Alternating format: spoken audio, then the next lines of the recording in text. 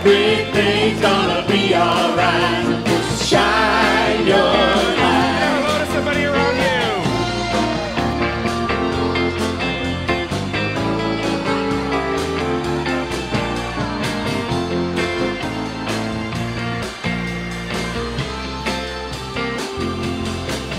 When your world seems dark, shine your light. When the times is spark, shine your light. Everything's gonna be alright.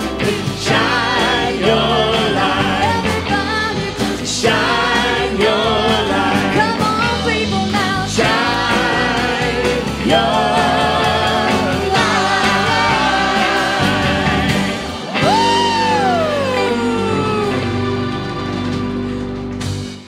Good morning, everyone. Good morning, everybody. How are you? Good. I have a little congestion, so I'm probably not going to sing. I'm going to let Michael sing today, but we're still going to walk through this meditation, and we are going to save the planet. We are going to be part of this group that begins to have a consciousness that's going to shift and make things happen in the world. So let's start out by taking a deep breath in. Sign on the exhale. In order to do anything that we want to do and make personal transformation, it's necessary for us to get quiet. Stop thinking about our own problems and just start listening to the heartbeat, the very thing that's breathing us. Take a deep breath in and exhale out.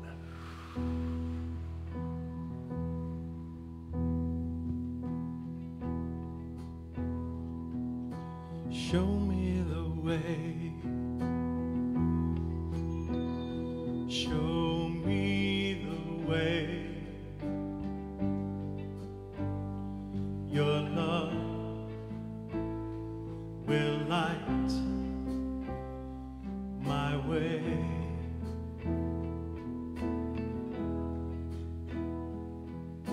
Show me the way. Sing out loud. Show me the way. Show me the way. Show me the way. Your love will light my way. My way.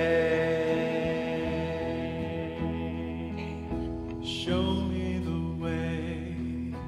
Show me the way. Show me the way.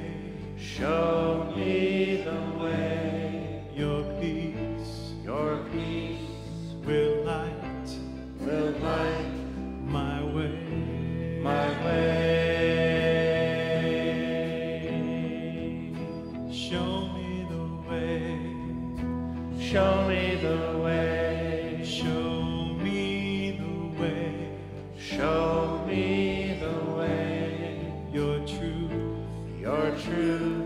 will light my way. My way. And your love will light my way.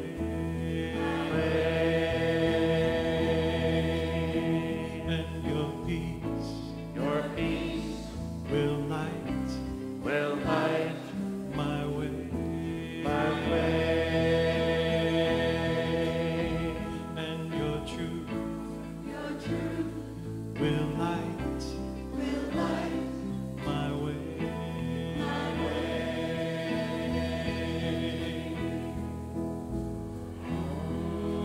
Shanti Om, Shanti Om, Shanti Om, Shanti Om, Shanti Om, Shanti Om. Om Shanti Om, Shanti Om, Shanti Om, Shanti Om, Shanti Om, Shanti Om.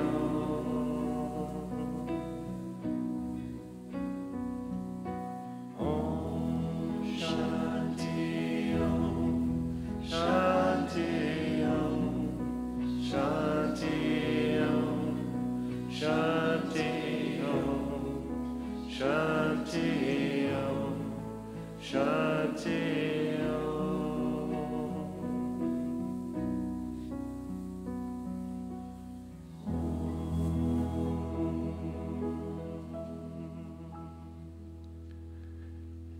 And as we come together in consciousness, we recognize the one power, the one presence, the one infinite mind of God. This power we call God expresses everywhere throughout creation, through every living thing, through every part of this planet. And we recognize that God is love, power, peace, harmony, balance, and wisdom. We are one with this power as it expresses through us, in us, and as us. Affirming this oneness with Spirit, we recognize that today is the day. Today is the day of our enlightenment. Every day is the day of our enlightenment. When we wake up in the morning and the sun has risen, we recognize that we too have risen in consciousness to a place where the infinite is possible. Through us and as us, God acts.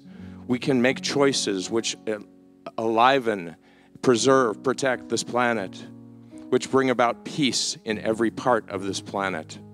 We are the ones. We are the ones who have been called.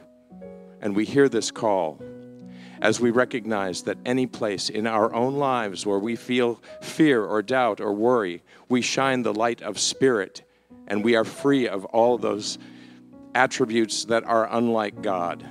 And in their place, we have power, peace, protection. We are loved beyond measure, and we have the potential to love greatly. And so that is our choice. Today and every day, we choose love. We choose life. And together, we are so grateful to be here today for the words we are about to receive, for the love we receive, and the togetherness in God that we have been given.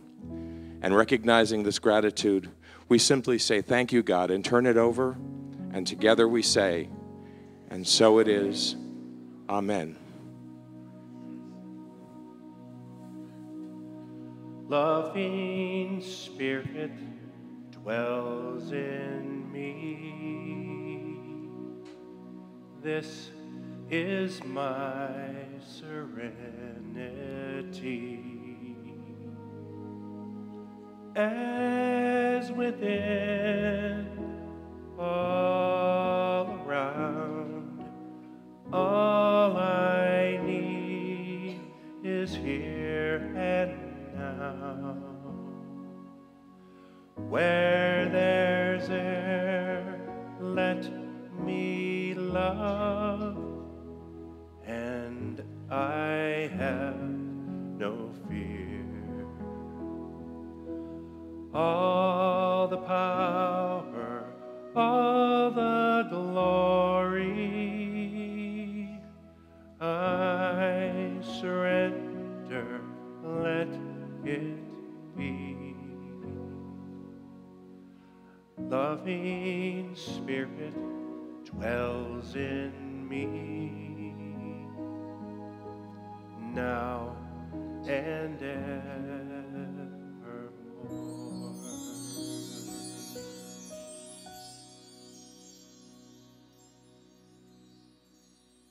Deep breath in. I send my love over the mountains. I send my love over the sea. I send my love into the heavens, and it returns to me. Let's send out our joy. I send my joy over the mountains. I send my joy over the sea. I send my joy into the heavens, and it returns to me. Let's send out some peace. I send my peace over the mountains. I send my peace over the sea.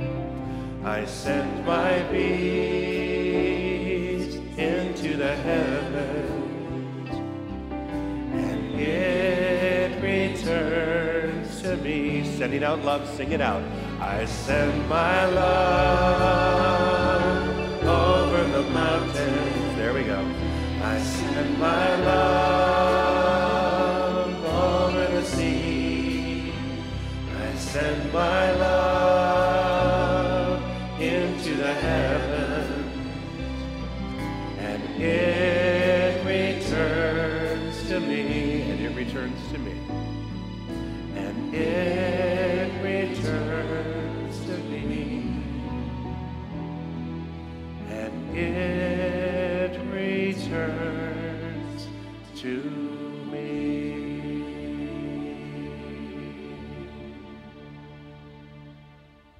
We've been talking about building a world that works for everyone, and our theme has changed because we moved into the month of October. And our theme this month is global transformation through individual transformation. We can't begin to change our world, our community. You can't begin to change your neighborhood until you initiate and start changing yourself first. All change starts within first and then moves out into the world. So we're going to talk about that today. My talk title is Plumbing the Depths of Mind. Here is your affirmation. Say it with me, please. There is only one life. That life is God's life. That life is perfect. That life is my life now. Say it again. There is only one life. That life is God's life. That life is perfect. That life is my life now. I tell you what, this is a wonderful affirmation. If ever you are feeling despair or down, or you feel yourself beginning to spiral, this was probably one of my favorite affirmations to do. In fact, we could do it. I do it at a chant. I do 108 of them in a row, and it takes me about 20 minutes. And I tell you what, it just changes the whole energy of your body. It really makes you understand, too, that there is only one life, and that is God's life. And believe it or not, that life is perfect. That doesn't mean your life is perfect. Anybody have the perfect life? Anyone? Get out if you do. Okay, good. So we all have our challenges, but we're also in the right place. We are also, this is, that life is my life now. Whatever it is now, whether it feels right or not, it is part of a journey to this divine perfection. We all experience all these challenges, and no one is exempt from those things, but it's all part and process of growing in a spiritual way. So, there is one mind, the mind of God. We all share this one mind. Intuition is spirit knowing itself. So, there is only one mind. There is only one mind, and that's the mind of God. We are all using that mind of God. Now, some of you may think, so I want you to picture this. Picture just this, we're all connected. You all have a little wire, and we're connected into this giant thing called mind. And I know you think some people are disconnected a little bit here and there, or you feel the need to disconnect them and connect. They're not. Everyone is all connected to this one mind. And that's the mind that we all share. Now, what happens with our intuition? See, what happens when we're connected to that one mind, and when you're connected, when you start having these intuitive responses to life. Like when things pop up and you know that it feels right, and you move in that direction, or you know it feels wrong, and you don't move in that direction. But when we don't listen to that intuition, we don't listen to that spiritual voice, we find ourselves many times wondering, oh my God, why didn't I listen to myself? Anyone? Yeah, where you go, and then you go, I thought this was going to happen. I knew this was going to happen. Of course you did. Of course, but you didn't heed the signs. You didn't heed. Life leaves clues. Have you ever noticed? Life leaves. Sometimes I look and I think I am clueless. All right? I'm thinking, okay, I have no idea what to do next. But life ends up leaving clues. And as long as I pay attention, as long as I'm open and receptive, as long as I don't shut down and put my covers over my head and just stay in the bed, as long as I still continue to get out into the world, life leaves clues, and I begin to follow those things. And when I begin to follow those things, things begin to work out. It's when I try to cover my head and pretend it doesn't exist, that it continues to exist, and my mind continues to multiply it, so it really becomes a spiraling problem. Anyone experience those? Okay, good. Well, not good, but I'm glad you're with me. What we know and what we feel on a collective level is evidence that God is real and that we are expressions of it. This is a quote from Dr. Holmes. What we know and what we feel on a collective level is evidence. In other words, what we know and feel when something happens in the world that isn't right. We know and feel what it means to be out of balance in the universe. Does that make sense? You know, like the Jerry Lynn's beautiful song was talking about, hate isn't the answer, love is the answer. We know that love is the answer. So because we know this and we know it intuitively, there has to be something bigger that's a part of this energy that makes us feel that way. In other words, we know what discord feels like because we know that we shouldn't be feeling it. That we're out of balance, that something's wrong, we're not in alignment. And so when things happen in the world, we have to recognize that, hey, look, I'm just glad I'm noticing that this is wrong. Does this make sense? All right. It's actually impossible to plumb the depths of individual mind because the individual mind is really not individual, but individualized. Think of the big, giant mind, and we're all plugged in. We're all using the same mind. Now, I know some people might think that would be crazy because this person isn't anywhere close to being on this planet, right? But they're expressing at the level of their awareness, they're expressing at the level of their belief, and not everybody's going to be on the same spiritual path, or the same educational path, or the same evolutionary path. Everyone's different, but we're all connected to that mind. And because we're all connected to that mind, it means that there are infinite possibilities. Not just the ones that I see in my mind, in my life, but there's something greater. And if I can tap into that potential, things begin to happen. Because in that idea that there's only one mind and we're all using it, is this idea of eternality and expansion, that we're all using it. When I'm using my mind, I'm using the universal mind. Say that with me, please. When I'm using my mind, I'm using the universal mind. So, it begs the question, how do you feel like you're using universal intelligence? Are you using the intelligence intelligently? How's that working for you? Yeah? Everything's peachy keen, right? Are we using the intelligence intelligently? Makes me wonder, because sometimes I don't. I think I went to confession to you last week, right? I laid down my horrible week in front of you, which incidentally, I have to tell you, wonderful things have come from that. Yeah, everything's resolving itself. You know, I liken it to the half-baked chicken thing again. You know, I complained about the half-baked chicken, that things were wrong, and I didn't let the chicken fully cook itself. You know, you don't pull the chicken out and eat the half-baked chicken, you got to let it bake. So what I thought was really baked really wasn't baked. I was just halfway baked. Make sense? Yeah. So sometimes you just remind yourself that the limitations that we see in our own lives are limitations that have been placed there, but not by universal mind, but usually by our own egos. Usually by our own egos or something that someone else said that you actually believe to be true. And once you believe it to be true, it's going to cap off your good at every single moment. Say that with me, please. There is only one life. That life is God's life. That life is perfect. That life is my life now. Say it again. There's only one life. That life is God's life. That life is perfect. That life is my life now. Everything is created twice. Remember that everything that you see in the universe has been created twice. Once in mind and then in your experience. So it's never a one-time deal. We think it's like, oh, this is new. This is a new idea. No, it's new to us.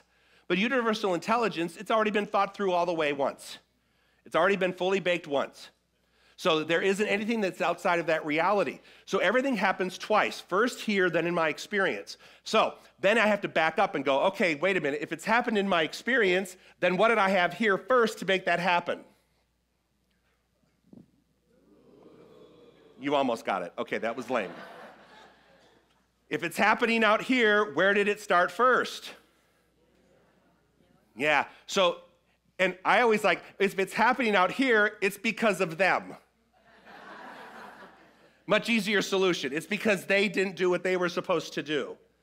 So that's not, whatever happens in my experience, I'm a party to. I planned it. Ooh. Yeah, I don't like that one. Let's go to it. So because of that, because there's only one mind, one universal mind, who has the key to prayer?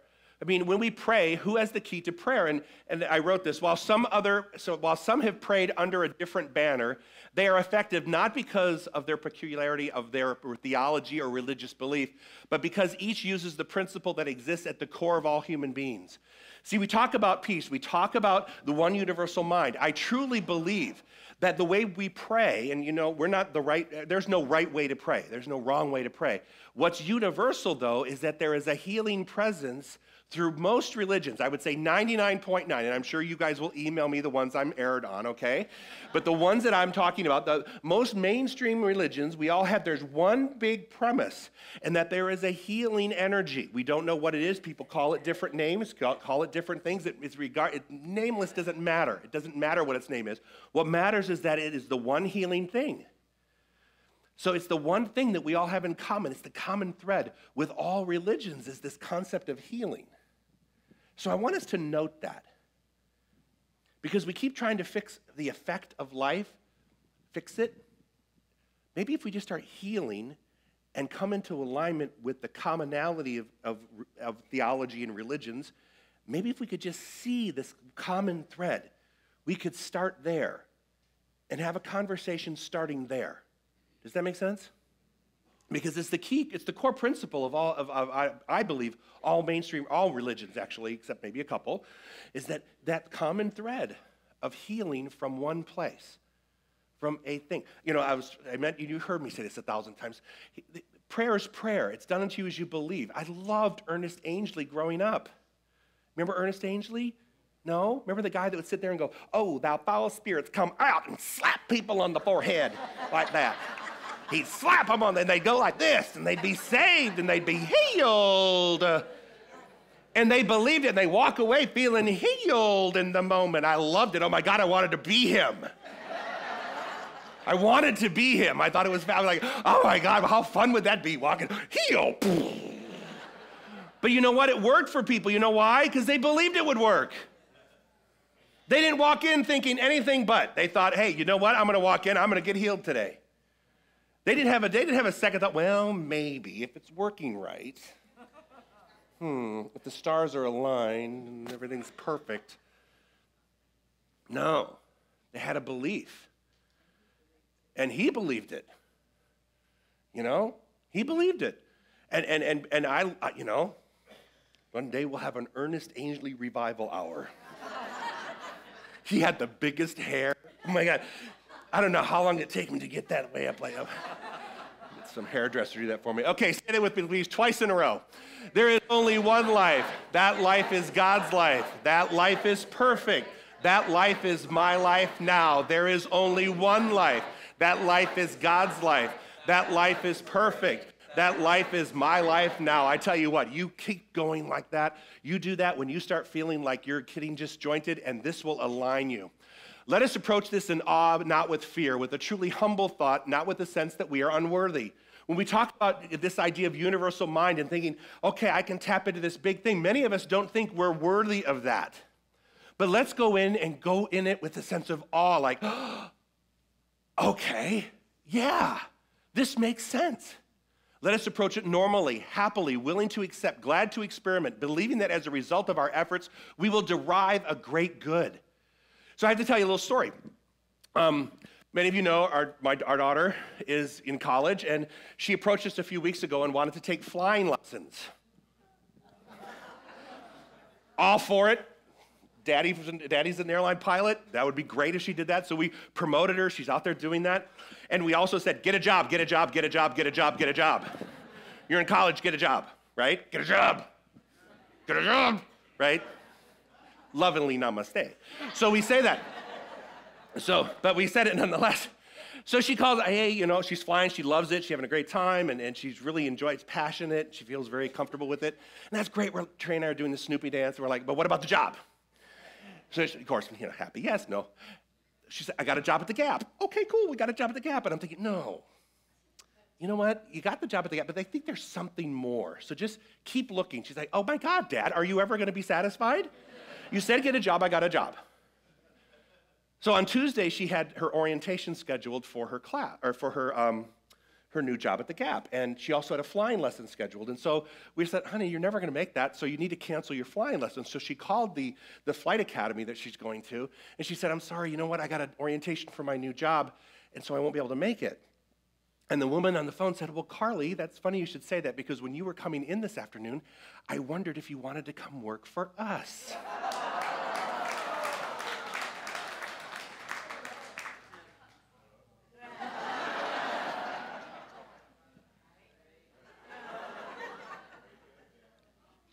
You can't make this up.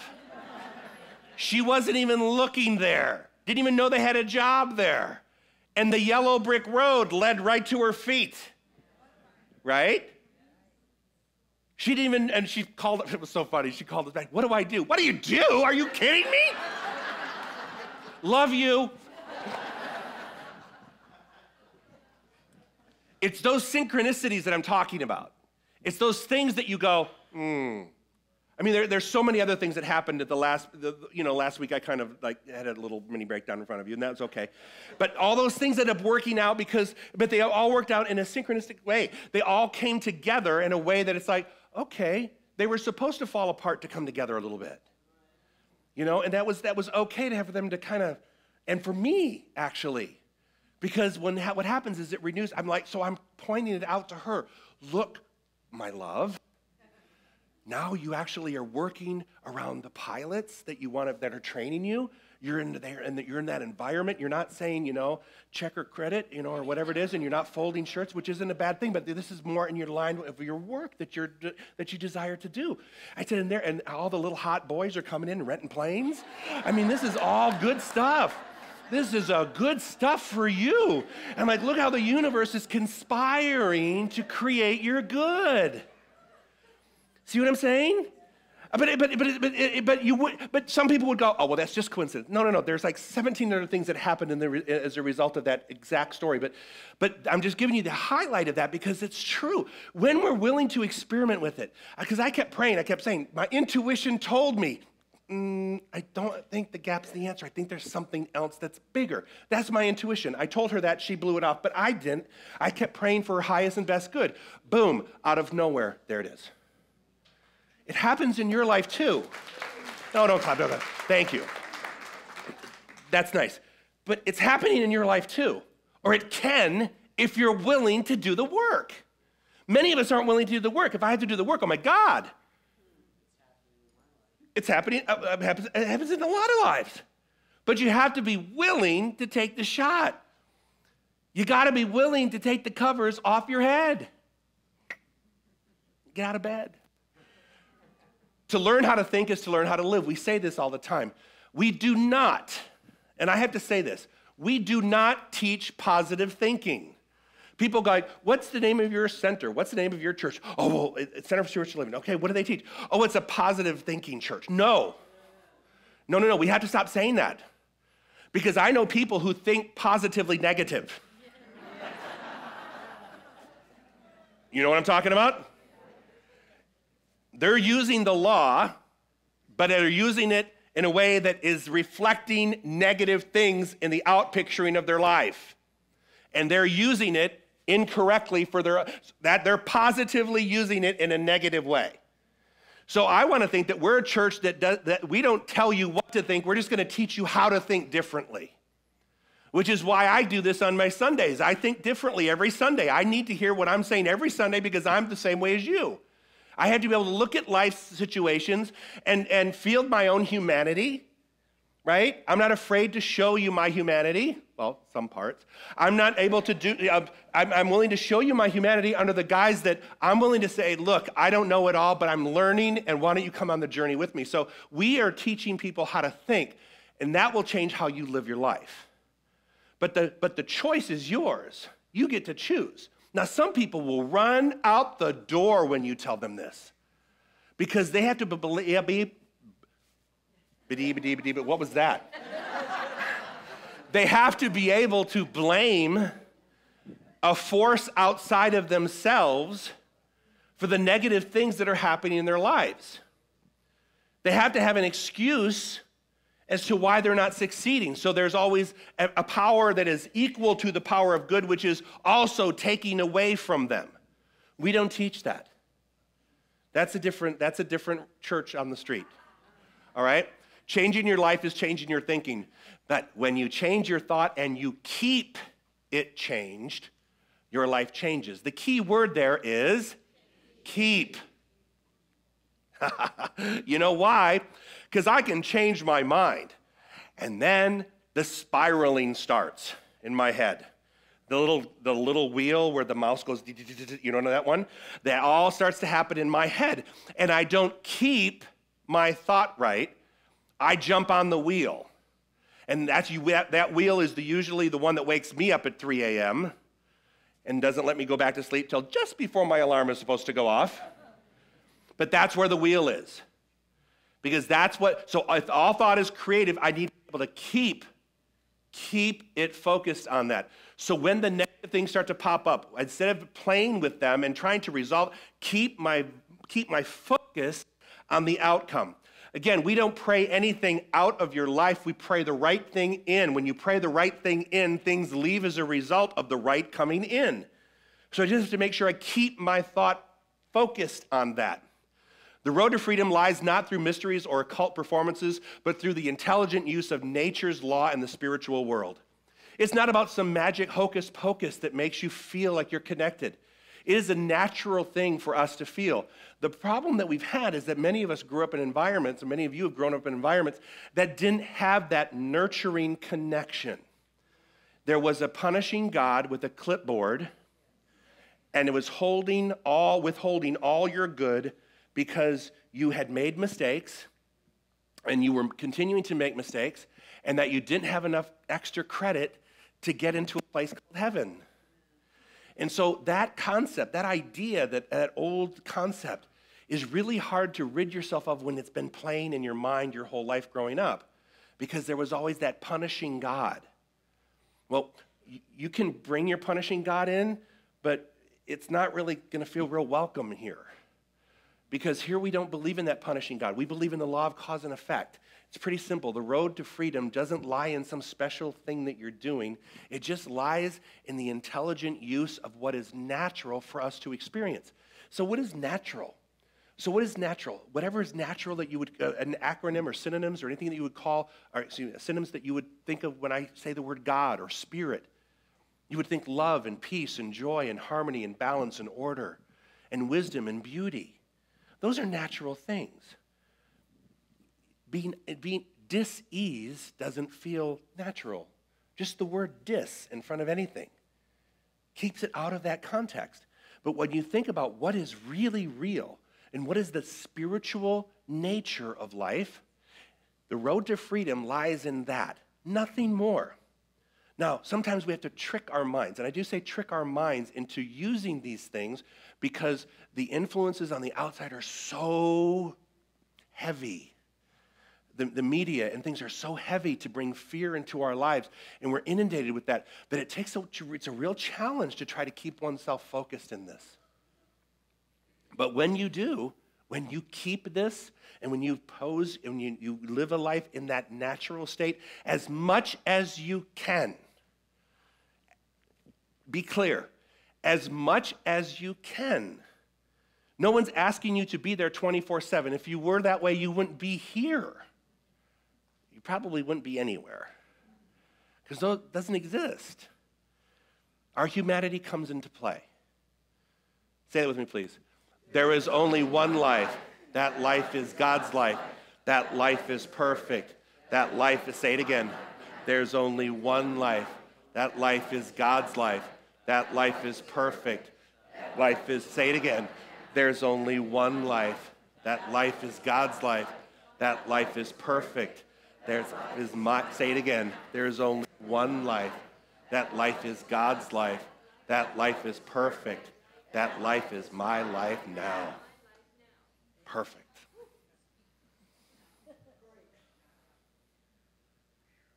Chant that. Shift it. We all can do that. That individual transformation Global transformation takes place when the individual begins to transform. This was hopefully a spark that just ignited something that can begin the process of transformation. And so ends your lesson. Thank you.